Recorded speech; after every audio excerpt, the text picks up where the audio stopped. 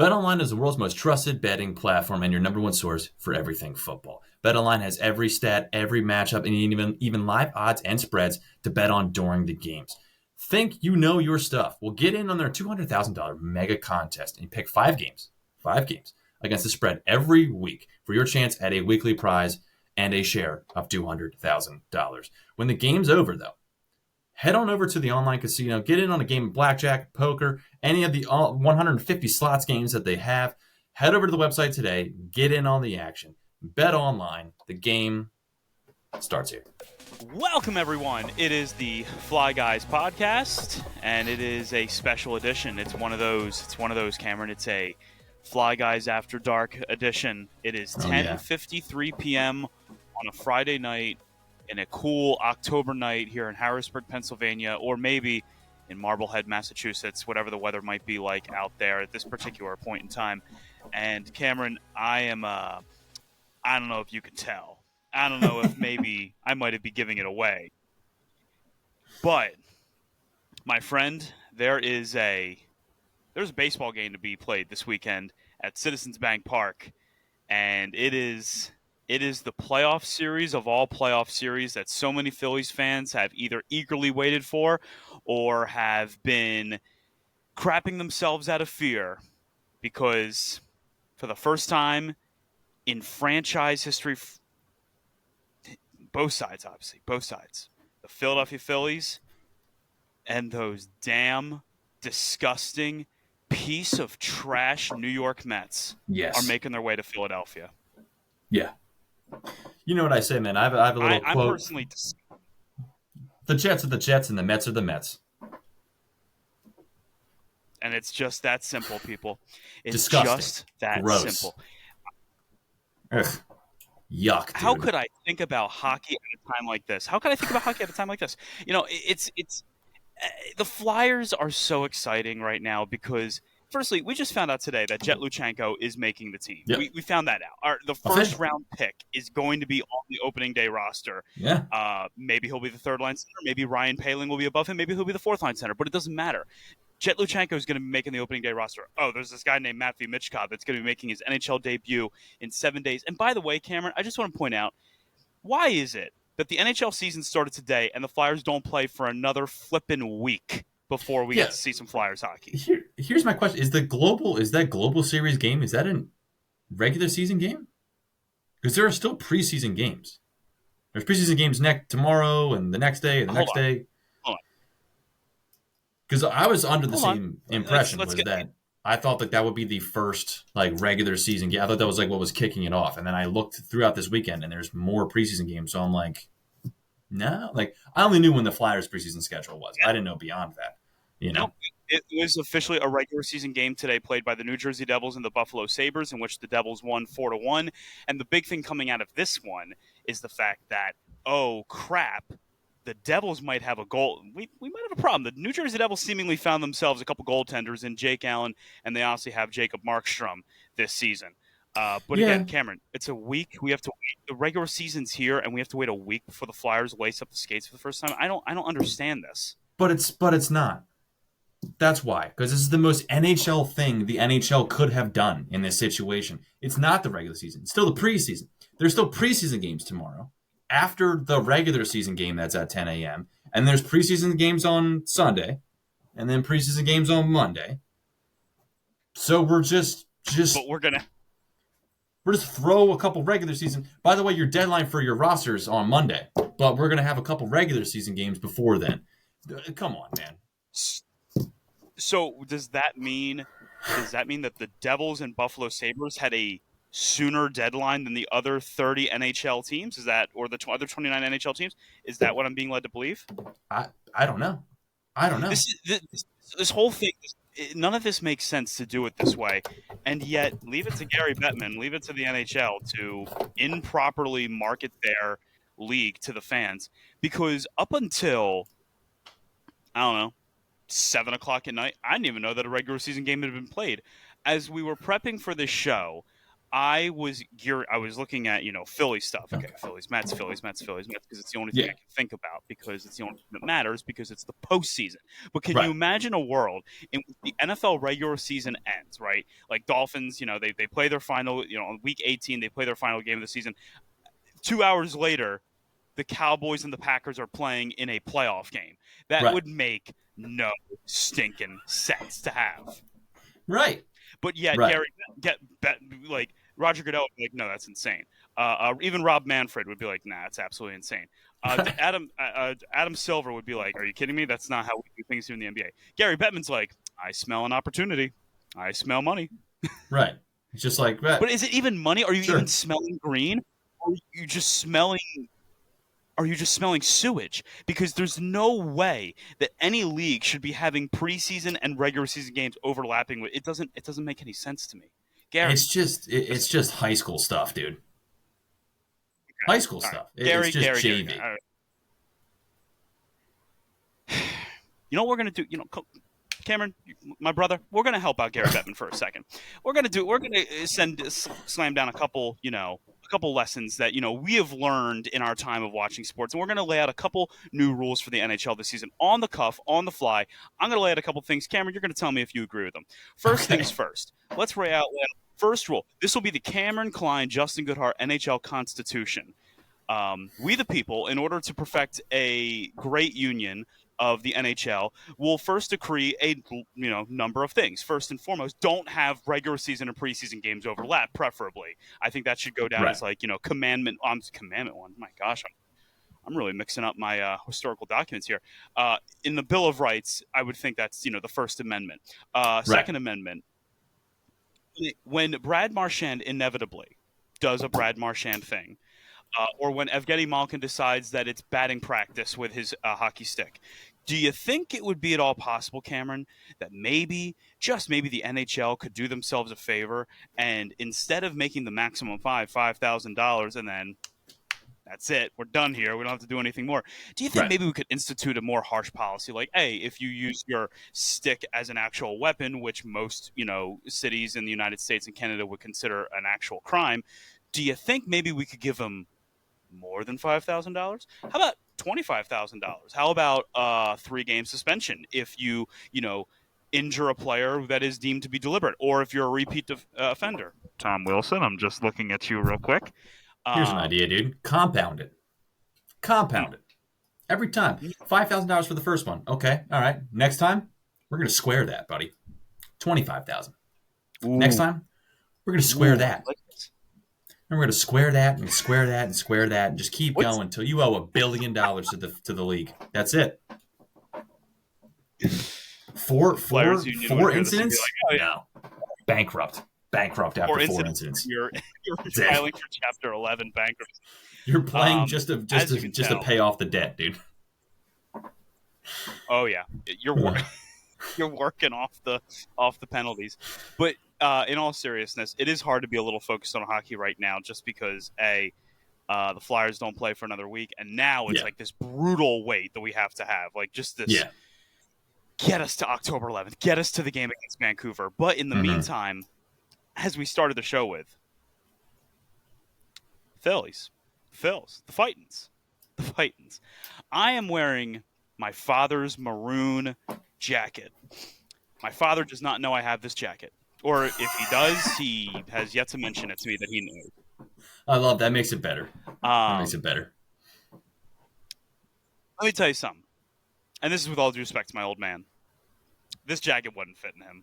It would never fit him anyway again. So this is best used for my chubby belly, and honestly, like, let's be honest, I look like I could be being interviewed mid-game by ESPN. I look like I could be a manager or a pitching coach. You could. You're matching the hat and the jacket. Fantastic. Little dig at your father there, little dig. But at the same time, I think I love that it's your father's jacket, because that means also you didn't just rebuy like a new like throwback, whatever. No, that is the throw. Like, this is what it was throwing back to. That's what I respect. That's my father claims he got this. My father claims that he's had this since the late 1970s. So this is, when it comes to vintage, wow. You're not getting too much more vintage than this. Wow. I'm just saying. Wow. But Phillies Mets. Okay, Phillies Mets. Cameron. Yeah.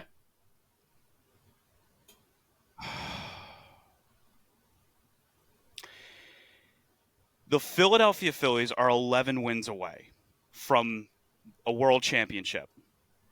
And they say that winning a World Series in baseball might just be the hardest trophy to win out there. And I think it is right up there with the Stanley Cup, because I think that the Stanley Cup is the hardest trophy to win in sports. It's 82 games plus 6 weeks in the playoffs, in which you are getting brutalized on ice. And guys, we've seen it. They lift it with torn labrums, broken ribs, concussions, all that stuff.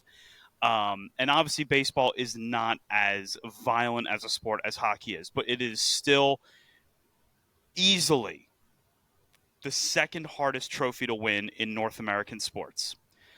And so here the Philadelphia Phillies are, a 95-win team, a team with all the talent in the world, all the pitching that they could ask for, all the bullpen help that they could ask for, and a star-studded lineup headlined by one player who everyone knows had the most exorbitant expectations on him when he first joined the MLB in 2012.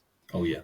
And Bryce Harper is 11 wins away from adding the final piece to his legendary career and solidifying what would surely be a first ballot Hall of Fame selection. Yeah, again, yes.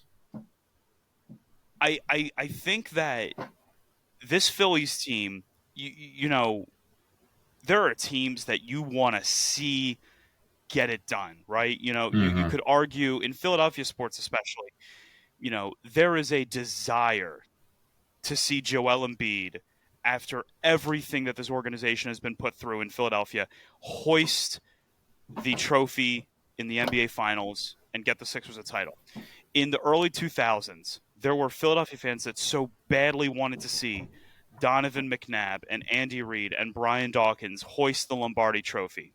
Yeah. And the Flyers fans, who didn't want to see Mike Richards lift up Lord Stanley's Cup, not wearing black and silver, but wearing the orange and black. This Phillies team is that. They are the group who we so desperately want to see win a title in Philadelphia. From Harper to Castellanos to younger guys like Bryson Stott to the I fucking hate this place Alec Boehm guy to Aaron Nola, who has been here since the early days of the rebuilding years, to Zach Wheeler, who was an outcast from the Mets. The list goes on and on and on. But Cameron, let me just tell you this right now. The teams that the Philadelphia Phillies will likely have to beat in order to get to the World Series, it is going to be the hardest run to the World Series I think this team will have ever done if they get it done. And we're only talking about 2 World Championship teams. So I'm not afraid of the New York Mets. This is a team that the Phillies are better than, but the Mets are a good team. I don't want the two things to be confused. The Phillies are better, but this Mets team is damn good. And it is going to take every single one of those starting 9 in the lineup, and it will take every single arm that they have in their pen and every guy that laces them up and takes the mound for the first inning of every game. This series, Cameron, is going to be a frickin' dogfight to the finish. Yeah. Yeah, especially considering that the Mets had to fight a dogfight to get here. The Brewers blowing it, as we were just talking about off air. Hilarious, by the way. Yes. Very, very typical Milwaukee at this point. But yeah, it's hard to find somebody you don't like on this team. Even the guys who are unlikable, quote unquote. You know, I know Nick Castellanos doesn't have the most amount of fans in Philadelphia and stuff like that. But even then, like, he still has this bad boy mentality to him where he just doesn't give a shit that nobody likes him and kind of like feeds off of that. And that's honestly the most Philadelphian like thing about him and about arguably this team. So it's one of those things where it's like from him, like to like you said, to Alec Boehm, a homegrown guy who came up through their farm system, who they grew. Aaron Nola, another one who we've seen just go up and down. Bryce Harper, as you said, I witnessed firsthand as my wife detested the man and did not enjoy that they signed him originally because she was like, he's too Yeah. big for the game and too big for Philadelphia. So she's like, he better prove his worth, to the point where she's now come around on him because of the hard work that he's put in. The trades they made, Trey Turner, signing Kyle Schwarber, signing Trey Turner, signing Nick Castellanos, as I just mentioned. It's a lot. There's a lot of history within the last 5 to 10 years, a lot of character to this team. And they have brought baseball back to Philadelphia where it's dying everywhere else. And this team proved once again that Philadelphia is arguably the greatest sports city in the world, with how they've reacted to every single postseason appearance that they've had since this core has been here. So it's extremely exciting, but it's also nerve-wracking in the same way, because it's like we all know this is not sustainable forever. Having these many guys that are this high paying, guys who are getting older. We've seen as more and more Bryce Harper battles injury bugs, so on and so forth. He can't be the guy who does everything all the time. So it's one of those things where, as exciting as it is, it's also nerve-wracking, because the thought is, well, let's get it done, man. We've been here 3 times. This is the 3rd time in a row now that we're here. Son of a bitch, do it. Son of a bitch, do it. And that urgency is right there too. I can't say enough. I cannot say enough. By the way, here's how juiced I am. I'm sweating. I got to take the hat off because I'm going to end up, like sweating through the hat, and I don't even want to do that. It also might be because I'm wearing a jacket inside. Like, come on, Justin. Like, commitment to the bit. But you look great, dude. But you look unbelievable. Is that, oh God, I love this jacket so much. I love it. It makes me feel like I'm back home. Yeah. But the truth is that the hope that the 3rd time might be the charm is not something that I think is this overblown theory. You look at 2022, you got to take yourself back, because I think a lot of fans are so very much afraid of this team falling apart because they obviously did not play their best baseball in the second half of the season. It was the first half of the season. But just as a reminder, the Philadelphia Phillies did go 26-17 after, I think it was August 10th. They were 26-17 down the stretch, which is by no means the best record in baseball in that time stretch. But they clearly righted the ship. 2022, the Phillies stunk in September and nearly lost a shot at the playoffs. They get in, and they face the red hot. That's what people forget because of how bad that NLDS was for Atlanta. People forget the Atlanta Braves were red stinking hot going into that NLDS. The New York Mets that season won 101 games. Yeah. 101 games. That's phenomenal. That is incredible. The Mets didn't even win the NL East that season because the Mets had a 10-game lead or something like that. And over the final 2 months of the season, the Braves were so red hot, they actually made up the 10-game difference, even though the Mets did not go on this massive slump towards the tail end of the season. That is not just impossibly great to see a team do, it is almost unheard of. But they did it. And then they take on the lowly Philadelphia Phillies, a team that barely got in, a team that beat the Cardinals, who were a good, not great team. And the Phillies rolled them. They rolled them. They did. And this group that had not tasted playoff success before, not even Bryce Harper, because Bryce Harper had never seen the NLCS before. They see this early success. They ride it all the way to the World Series. And as much as we all talk about how painful it was that they lost to the Houston Astros, that really was one of those, you ran into the best team in baseball. What could you do? What could you have done? Okay, that's 2022. It's acceptable. 2023 is a different story. Yeah. The team was much better. They go 91-71. They roll through the Marlins in the wild card. And then they do it again, this time to an even better Braves team whose numbers and analytics were so off the chart that if they had won the World Series last year, the 2023 Braves would go down as one of the greatest baseball teams ever. But they won't, because the Phillies rickrolled them right out of the playoffs. Again, somehow doing it again. Everything's on their side. The Astros are not the same team as they were the year before, and all the Phillies have to do is get by the Arizona Diamondbacks, and they're going back to the World Series. And I don't need to go game by game. You already know what happened. They blew it. And it wasn't a blow in like, oh, you know what, they didn't even have from the start. They were up 2-0 in that NLCS, and it is insane to me that they would allow the Diamondbacks of all franchises to rickroll them out of the playoffs. And now it's this year. And this year there is no excuse anymore. There is no we had to give Trey Turner a standing ovation. There is no injury for 2 months that you lose Bryce Harper like you had in 2022. This organization knows that this team is the team to do it. The fear of the Mets, the fear of I hope we get the Brewers. And I understand why people wanted the Brewers, but you are going to get a good team no matter what. If you got the Brewers, then the immediate fear is, well, we better not fall behind this team at any point because their bullpen is locked down. And if we are behind the game in the 6th inning, you can kiss it goodbye. Yep. To quote, the great Joe Morgan or John Miller with Joe, because Joe Morgan was the color commentator. My bad. Sorry, John. But this Mets team, as I said, is extremely good. But third times are the charm for a reason. I don't just believe that the Phillies are going to win this series. I do believe that they're going to win the World Series, not just because of my very superior sports mind to all those out there. The reason why I believe is because I love this team, and it just feels like it's their time. It feels like it's time to have that moment where they have this one big moment in this, whether it's this series or the NLCS, and you sit back and you go, I am watching a team that is en route to its 3rd ever world championship. Yeah. That moment as a fan where you go, oh my God, it's happening.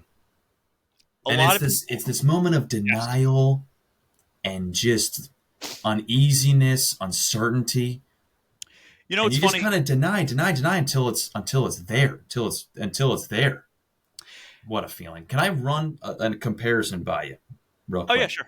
Because I like that you brought up like the 2 years in a row, third time's a charm.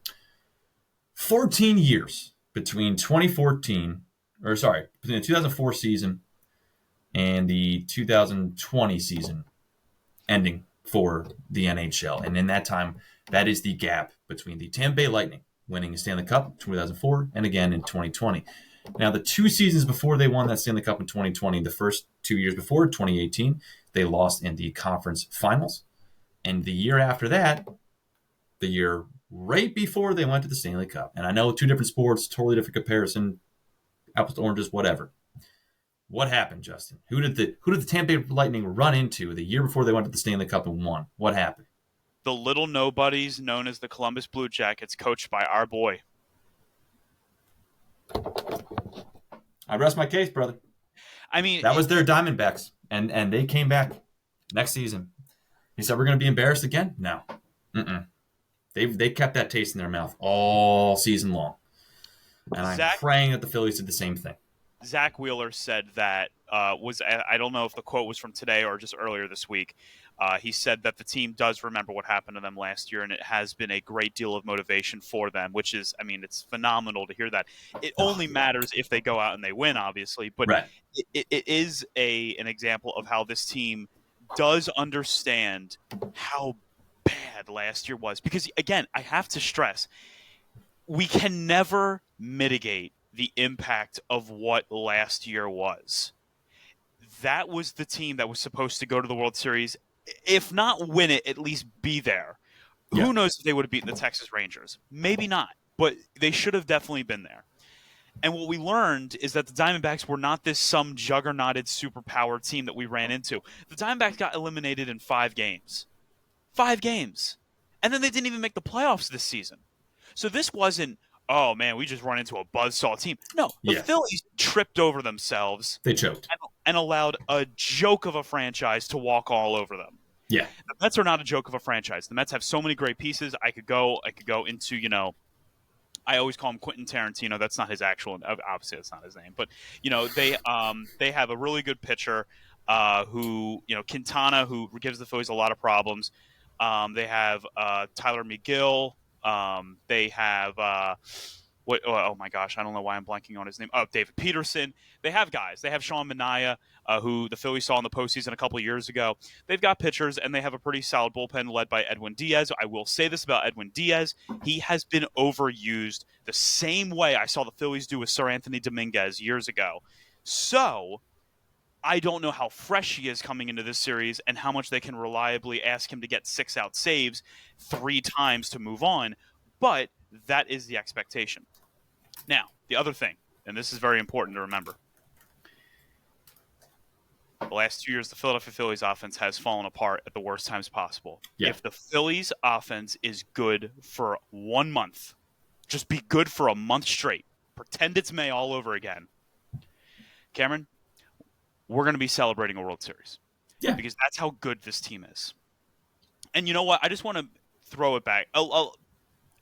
Cameron, unfortunately, I hope one day, would love it if it was this year because I know it's not going to happen for my team. But, I know that you've never experienced a championship-winning season for the Miami Dolphins. But people talk about when they were experiencing in the midst of their championship season for their favorite team, they talked about a specific moment that they knew it was going to happen. Yeah. For me, in 2008, when the Phillies, I was just 12 years old when they won in 2008. My moment was not the moment that everyone else thinks of. For them, that moment is always Shane Victorino's grand slam in Game 2 of the NLDS against CC Sabathia and the Milwaukee Brewers. Okay. That wasn't my moment, only because I was so young and so naive and did not know how hard it is to win a World Series. No. My moment that I believed that this team was going to win the World Series very foolishly came back when the Phillies won the NL East on a game-winning double play from Rollins to Utley to Howard to beat the juggernauted 60-win Washington Nationals team. That was my moment where I thought, yeah, we're winning the World Series. How naive I am. In 2017, people say, when was the moment you thought the Eagles were going to win the Super Bowl? Some say it was the Jake Elliott kick from 61 yards to beat the Giants. Right.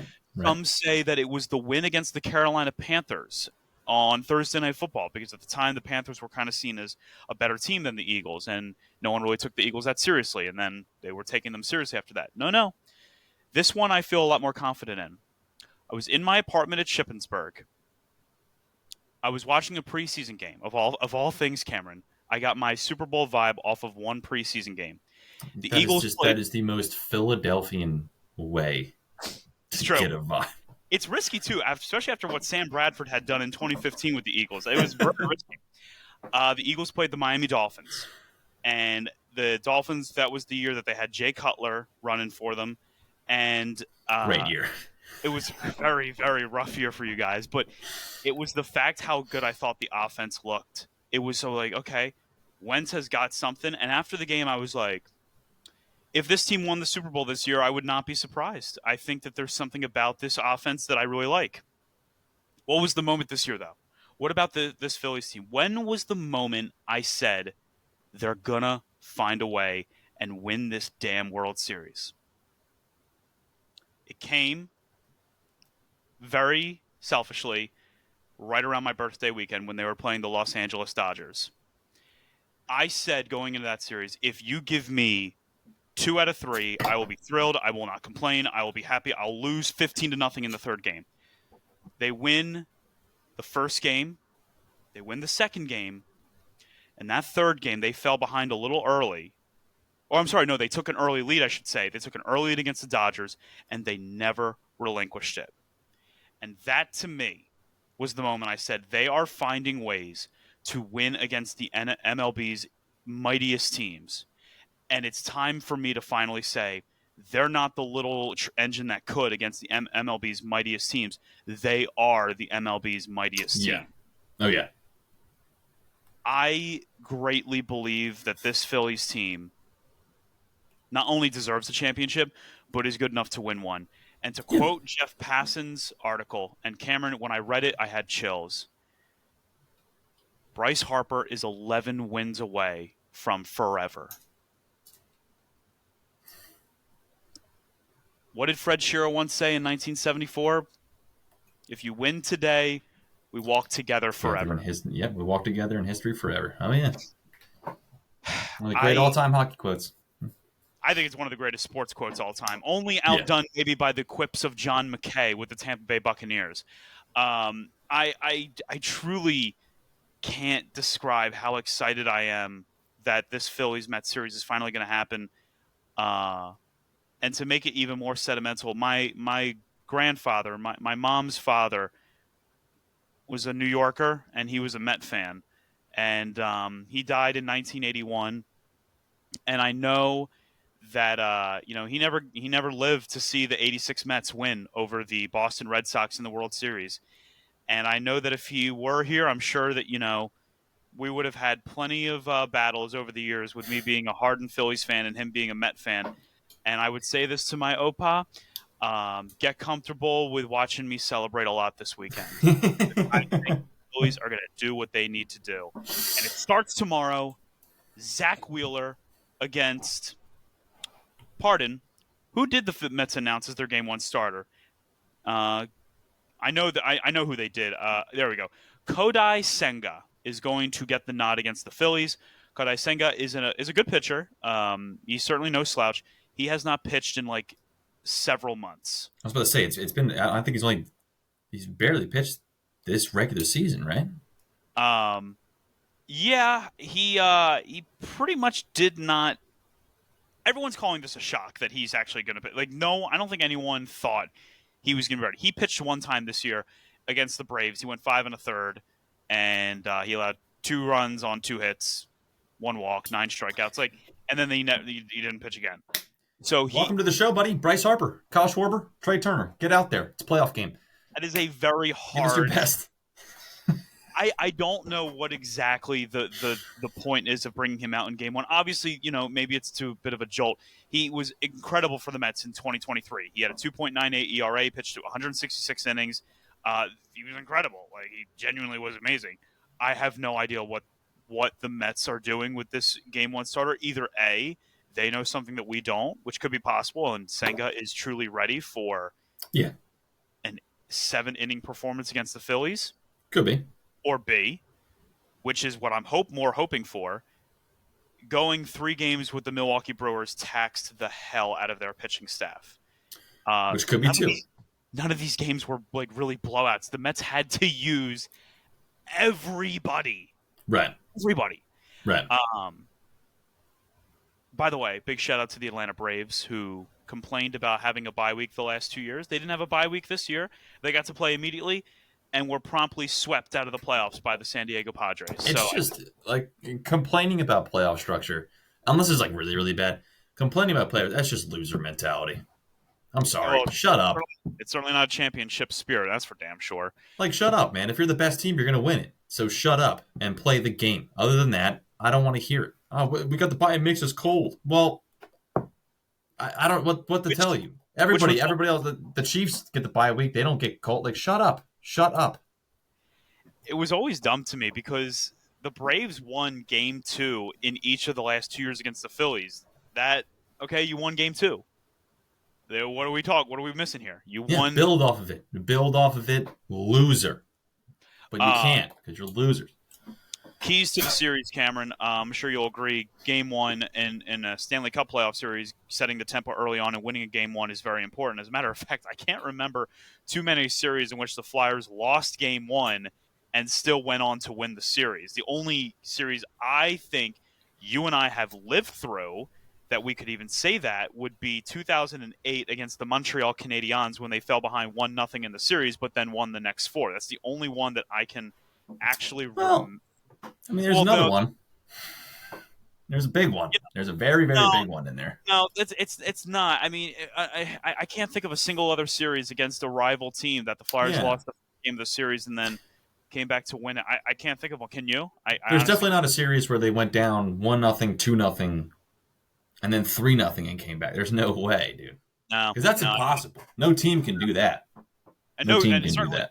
No team in the Northeast would ever allow that to happen to an inferior Flyers team. Certainly not especially when they're led in net by some guy named Tuukka Rask.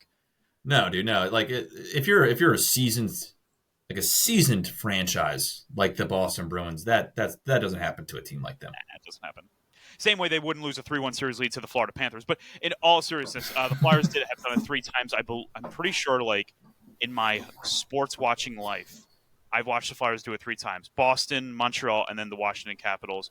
Montreal and Washington both happening in 2008. The Phillies, on the other hand, it's a little different. The Phillies, I have never seen them lose a game 1 and live to tell the tale about it. It's tough, man. Especially in games in a sport like baseball where it's very much about momentum, very much about flow of the game. Like you said, setting the tempo, that kind of stuff. Like losing a game like that can just jolt you. And it's just baseball is such a weird mental game that anything like any speed bump like that it can really throw you off the tracks. In 1993, the only series that they won was against the Atlanta Braves. They won game 1. In 1980, which, I'm now pulling up. I'm just making sure. When they played the NL Championship Series against the Houston Astros, the Phillies won game 1. The only time that the Phillies, or not the only time, but in 2007, they lost game 1 to the Rockies. They got swept out of the playoffs. In 2009, they lost game 1 to the Yankees. Or no, I'm sorry. No, they did win game 1 against the Yankees. They did win game 1. They actually won all the game 1s in that entire playoffs. 2010, though, they lost game 1 to the Giants. They never recovered. 2011, they did win that first game against the Cardinals, but that was a horrible ending. 2022, they did not lose any game 1s, and that's what got them to the World Series. In 2023, same situation. And even though it didn't work out in their favor, losing a game 1 and trying to overcome it is so difficult, especially when it's a 1-3.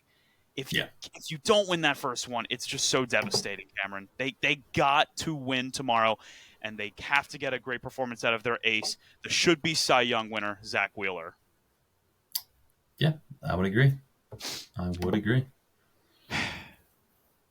By the way, did you see – I don't know if you saw it. In 2015, while battling injuries, the Mets went to the World Series. They lost to the Kansas City Royals. They were actually embarrassed by the Kansas City Royals. I do remember that, yeah. The Mets made Zach Wheeler pay for his own tickets into the stadium while he was still a member of the Mets in 2015. And that is exactly why I say the Jets are the Jets and the Mets are the Mets. It's a very Met thing to do. Borderline on par with that Pittsburgh Pirate shit going on right now. I don't even know the guy's name. I don't even know, but apparently he had that thing in his contract over hitting a certain number of home runs, and they immediately sent him down. I was like, that is the most Mr. Burns businessman level just of horse shit I've ever seen, dude. Disgusting behavior. Like, absolutely ridiculous. Don't own the team then. Sell the team. Because you don't care about sport. Like, what is wrong with you? Horrible. The owner of the Pittsburgh Pirates, his name is Bob Nutting. And for those who don't understand what Cameron's talking about, who have not followed, Rowdy Tellez is he's just another baseball player. He's he's kind of a bit more. He's known as a home run hitter, even though he strikes out a ton, doesn't have a good batting average. He's okay. He can be an exciting player for a smaller market team like Toronto, Pittsburgh, where he's played. At the end of the season, as a 29-year-old, he was 4 plate appearances shy of earning a bonus of $200,000. And then the Pirates unceremoniously dumped him on the side of the road 4 at-bats shy of that $200,000. And the thing is that it is such a Bush League move, and it is so wrong. Yeah. The Pirates had such bad season. But this is exactly why no one wants to go play for the Pittsburgh Pirates. Because why would you want to go play for an organization who is not going to show you any slight semblance of loyalty when you have given them 131 games, 421 plate appearances, 383 at-bats, 13 home runs, 56 RBIs, a .243 batting average, an on-base percentage of .299, a slugging of .392, an OPS of .691. These are obviously not great numbers. I'm not even trying to front that they're great numbers. But he played the whole season on a garbage team. A team that went 76-86. Another last place finish for a piece of trash organization that still has yet to ever figure out how to actually win in this league because they refuse to spend money. They are the opposite of the Philadelphia Phillies. The Pittsburgh Pirates are a complete embarrassment to the city of Pittsburgh. In that city where they have championship gold 6 times over with the Steelers, 5 times with the Pittsburgh Penguins, a ton of appearances to the NCAA tournament with the Pitt Panthers, and quite frankly, as much as I hate Pitt football, they at least have a expectation of being something of a competitor. The Pittsburgh Pirates do not have such an expectation. What they do is they trot out old names and faces. Hello, Andrew McCutchen. Welcome back to Pittsburgh. You are a fan favorite. You will always be a Philly favorite. Put on a couple fireworks shows by the Allegheny River, have a few family nights, and everything will just be fine. But the truth is that the Philadelphia Phillies are miles ahead of them in terms of development. They have an owner that wants to win. They have an owner that says, hey, my great-great-grandchildren are going to be really mad when they find out how much money I might have been sacrificing to help my team win. But here's the thing. I'll be dead at that point anyway, so it won't be my problem. And that is the mentality that Philadelphia brings. Meanwhile, Bob Nutting continues to sit on his fat stacks of cash, not caring in the slightest bit about the fans of the Yinzers in Pittsburgh. Anyone that complains about the Phillies, whether they win the World Series or not this year, look at the team on the western side of the state. They aren't just embarrassing. They're a disgrace to baseball, as are most small market teams. As is John Fisher, the owner of the Oakland Athletics, who ripped those fans' hearts out in front of them. Yeah, I would agree. It's a very Bush League businessman move, Bob Nutting, as you said. By the way, you fucking suck, dude. You are a piece of human... No, you are subhuman trash. God, you suck. Pay the man his $200,000. Seriously, though. Seriously. I mean, come on. And plus, I love how you brought up the $200,000. The Phillies owner just being like, I don't care. About my family? No. A true winner does not give a shit about his family. That's the Tom Brady way right there. Okay? Eyes on the prize. That's it. All sacrifices are necessary. What? John Middleton's got like $4 billion from the cigar, companies and everything. Like, he is good. His great-great-grandchildren are going to be just fine. The luxury tax is nothing to him. It's a happy meal. It's ridiculous. It's ridiculous, dude. It's a happy meal. And then, dude, I gotta run a question. Oh my gosh. Noah Cates is on the Flyers, right? Like, what do we wait? I'm reading a comment here on one of the Broad Street Hockey articles, and someone was just like, "No, he did. He did, from what I understand. I don't see that he didn't. He's on. He wasn't on the list that people sent down." Yeah, I mean, he should be. Like, he's a productive Philadelphia Flyer. Like, why would he not make the team? I like Noah Cates. I was the one talking him up in the last episode. Like, I'm excited about him. That's what I'm saying. Like, I went to the roster, which has not been updated on NHL.com. Classic NHL.com move, which hasn't been updated since they released the final roster today. The Flyers did. But he's on that roster, and he was not on one of the cuts. The only reason why I'm asking is because someone was just like, is criticizing them having Jett Luchanko up there. And he's just more like saying, like, they need centers, but I think Cates would be a better choice. And I'm like, right. He's still there, though. Why not both of them? Why not let Jett also develop while having Noah Cates there? I don't get that. Whatever. I don't know. Sorry. I'm looking into comments. That's my problem. I shouldn't be looking at the comments. Or should I be thinking too much about if Noah Cates does not make the Flyers, I would be extremely he's there. Surprised. He's there. This guy doesn't know what he's talking about. He's there. You're fine. They have a logjam at center. That's their problem. So because they have they have Cates, they have Luchanko, they have Paling, they have Couturier, and they have Lawton. So they have 5 centers. So someone's going to be taking the early seat and going to be a healthy scratch, which I didn't think Luchanko should have made the team. I'll just say that right now. I thought it might have been a little soon. I was thrilled with the fact that he made it this hard on the Flyers to decide whether they were or were not going to have him on the opening day roster. I'm fine with him, though, making the roster. If he earned it, he earned it. I trust towards his eye because, he's seen it more than I have. Also, I think there's also something to be said about just basically doing something in terms of, like, boosting the kid's confidence. And I'm not saying, like, that that is that. I'm not saying that's the only reason why he's here. Like, don't do that. However, I think that you're seeing something from him, right? If you're seeing enough things from him that are saying, hey, this kid could be the real deal, give him the opportunity. Even if he ends up being a healthy scratch at certain points, that's fine. As long as you're communicating with him why. And the other thing, too, is like, you can still, I'm trying to make sure that it's a two-way contract. I would imagine that it is. Noah Cates or Jett No, Jett Luchanko. And I just think, like, yeah, you could probably, it's not out of the realm of possibility to send him back down if you needed to. Oh my gosh, yeah, his entry level contract. It is most certainly. Here's the thing. Here's the caveat for those who don't know this. The contract, his entry level contract. Yeah, no, it's a two-way. It's a two-way. He's fine. Yeah, like I don't, The contract will either start after Luchanko plays 10 NHL games or when he turns 20. If he plays 9 or fewer games in his first year, he can be sent back to the OHL, and his contract would then begin in 2025-2026. So that's the whole thing. Now, here's what is probably going to happen. He's going to make the team. He's going to play 9 games.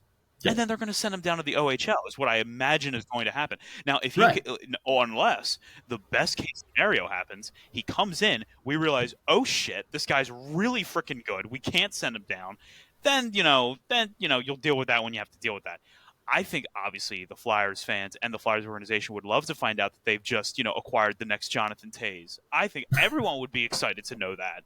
Right. But It is a great credit to him that he was able to pull this off and get on the opening day roster.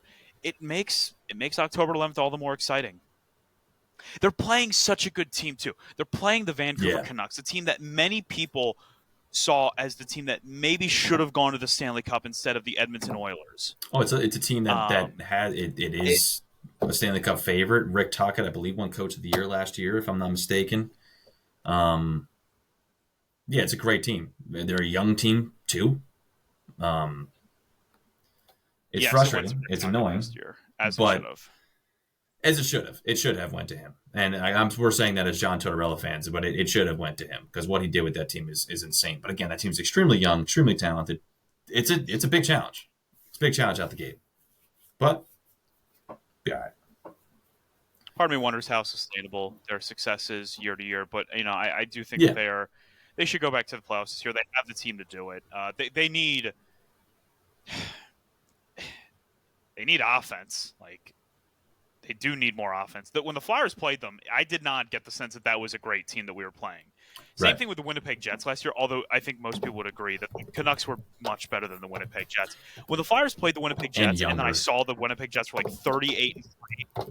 Yeah, and they're also younger. But like when I saw like what the Jets' record was, I was like, "There's no way that's their record," because the Flyers just dog piled on them the whole game. That's. No, I thought the same thing. I remember thinking the same thing during the regular season, and then I remember seeing that. Yeah, that was just the Jets. That at that point they just completely, by mid-January, completely off the rails, right off the cliff, just. Terrible. Absolutely terrible. Limped into the playoffs. Terrible. Off the rails is not a bad way to put it. They really were a train that completely derailed at some point in the season. Real quick, it's 11:41. It's almost time to go and everything. It's almost time to go to bed and put this jacket away. And I was going to say to you, this is just a story for everyone out there. I got a spam text like early in the afternoon. And I decided to have a little fun with it. And I texted Cameron, "Hey man, I'm just having fun with some of this spam texting." And Cameron noticed because at one point the spam texter was like, "Is this Celine?" I was like, "This is not Celine, but my heart will go on since this is a wrong number." And Cameron made me feel so good about that quote by being like, "Hang that in the rafters." Dude, I got to tell you, so that was a prime example for those listening. That was a prime example of one of my favorite things about Justin. I love that there's every person has that little voice that's just like, God, I just want to say this, but you just go, it's not worth it, whatever. I don't want to be awkward. I don't want to cause it. All these little things. Justin he's a tame person. Don't get me wrong. He's not a psycho. But there are times where it's just like, no, but he will say something. And I love it because it's just like, that's what everybody wants to do. So I'm like, you know what? Yeah, no, he's right. He should be saying something back to this. And what's funny is I was in California last week visiting for a wedding. We were staying with my sister-in-law, and she's obviously from Philadelphia originally. And we were talking about how she has a little bit of a reputation of being a little rough out there. Because in California, it's not as East Coast. They don't have those East Coast types out there. Yeah, oh, me too. And but she was saying, she was like, but I love being that way. Like, that is who I am. That's it. And I love it too. And I brought you up in that conversation where I was like, it is the reason I love Justin, because confrontation, he will walk right toward it. He does not care. And it's my favorite part of you. So yeah, when you immediately text the person back, I was elated because I was like, I always want to do that, but I never do. But I'm like, but of course you would. And I love it. And then you send me the second screenshot with the heart will go on thing. Would you Justin just sent that to me just to be like, oh, this is how the conversation continued. He wasn't even highlighting that. And I saw that. I was like, well, I'm not Celine, but my heart will go on. I'm like, oh, I'm sorry. I thought I had the wrong number. And you're like, yeah, well, normally I save my phone numbers when I put them in, and I don't just blindly text people. It's just like, dude. Yeah. I love this guy. That was my favorite text. Actually, I'm really glad that you mentioned that, because that was my personal favorite text, the one that I thought was the funniest. I gotta. How exactly would I word it? You should save people's numbers instead of typing everyone them. That's typically what people do. I don't guess what my friends' numbers are. I failed first grade show and tell class for a reason. I don't even know what that last sentence even supposed to mean, but yeah, I mean, it was seriously like everyone gets those messages like, hello, is this George? And it's like, no. Oh my God, I'm so sorry. Could you ever forgive me for having a wrong number? And you're just like, just leave me alone. I'm not even going to respond to this. You know what? You know what my favorite one is right now? My favorite one. What? This is my favorite one people have been asking, right? And for those wondering too, also, there's a little bit of a sound delay because my internet's not great. So if you're wondering why there's pausing, that's what it is. But my favorite one is the are you in line? No, I'm just standing here. We're just standing in a line just cuz. Is this the line? No, we're just queued up. Yeah, it's the line, man. Like, as if you hadn't noticed it. As if you hadn't. Oh, dude. As if we haven't all been the caboose at the line in elementary school. We all know what a line is, dude. Get in the back of it. You're not Jeff Bezos. And even if you were, Jeff, you know how lines work. Get in the back of the line. Oh, God. Sorry. But again, like, that's one of those things where it's like, I say that in my head. What? I don't release that. Justin, if I was sitting next to Justin, he would say, yeah, what do you think we're standing here for? And that's why I love you, dude. Well, you know what? Actually, really, it's interesting you say this, because I was thinking about that last week, Cameron. I went to the Penn State game, the unofficial whiteout game between Penn State and Illinois, and you know, I hate porta potties more than I hate like worldwide political oppression. That's how much I hate porta potties. And so I refused to use one, but we were tailgating since 1:00, and I wasn't drunk. I didn't bring any alcohol. I just wanted to eat. I just wanted to enjoy some soda, and I just wanted to get ready for the game. But it's, you know, you drink a lot of soda, you have to go to the bathroom all the same. So I was like, fine, I'm going to walk over to this porta potty. I'm going to hate myself for it. And I get up to the porta potty, and there was like this people. They weren't standing in an organized line, but what they were doing, they were all kind of like standing like in that little circular patch together. It was like only like 4 or 5 of them. And I'm standing there, and I'm waiting. And then eventually I hear, oh, we're not in line. You're not in line. Well, then may I ascertain the knowledge as to why the fuck you are standing in the line? Now, we're not in line. You're standing in front of the counter, man. Come out so go. Oh my God, dude. Oh, it's bad. It was so annoying. And then, you know, again, I'm not going to get confrontational at a tailgate. It's not like that part I know to stay away from. And I'm like, Yeah. no, it's all good. No, thanks so much. And I get in the porta potty, and now I'm miserable because I'm using a porta potty, but I'm also miserable because I missed out on I had to hold in that pee just a little bit longer than I wanted to. So now it's a double whammy of misery, and then I have to, oh god, I credit to Penn State for one thing though. Those porta potties, they should smell like the Black Death. You walk in there, they smell remarkably pleasant compared to what you would expect when you're walking into an overly used porta potty that about 50,000 tailgaters all at one point use throughout the day. So a big shout out to the Penn State people, because they whatever air freshener they use, I've got to get it in this apartment so that way my place is always smelling crispy clean and fresh and lovely for when Tori comes over. Dude, I think it's I think it's just like a new method that they have or something, because I've noticed the same thing at a lot of like outdoor events and stuff like that. I've noticed that like porta potties just aren't typically, they're not always disgusting. They always used to be guaranteed stink pot. But recently it's like I'm going in and like 4 to 5 of them. I'm just like, yeah, all right, like this isn't the worst thing in the world. So like I don't know. Mean, it's again, you're never gonna sit here and say like, oh, it's lovely, it's pleasant, I love being here. No, but like it's tolerable, and I think that is the most acceptable thing you could get out of a porta potty situation, is that it was tolerable. I don't even want acceptable. You will never get acceptable. Just give me tolerable. Yeah. Cameron, before we wrap things up, anything that you want to conclude with, whether it be regarding, I assume we're going to do one more episode before the Flyers opener to kick off the season. But what do you think, man? Any predictions for tomorrow's Phillies game? We got a score. Any good vibes? Any good thoughts?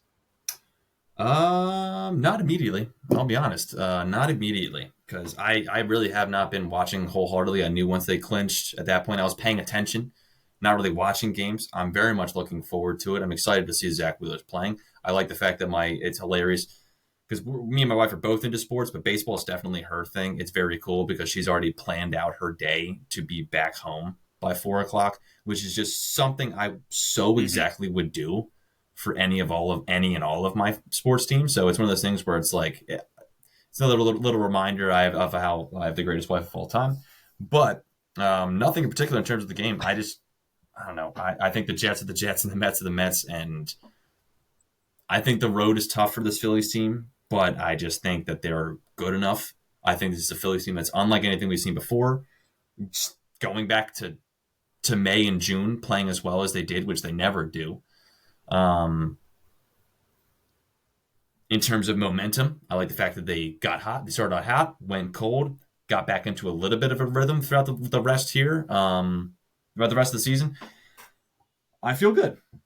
However, I'm not the baseball guy, so me feeling good kind of doesn't really mean anything. So,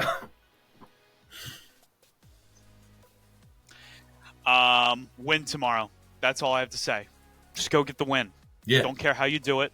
Don't care what the score was. Win. And if you go up 1-0 in the series, that only means 2 more to go until you can wrap up the series. For Cameron Klein, my name is Justin Goodhart. Thank you so much for listening to an episode of the Fly Guys podcast. Even though it didn't contain as much Flyers talk, trust us when we tell you that Flyers talk galore is right around the corner. The season is here, people. You didn't know it today, but the season started. We didn't know it today. The season started. The Fly Guys podcast, as always, is presented by Bet Online. Be happy, be healthy, and as always, let's go Flyers.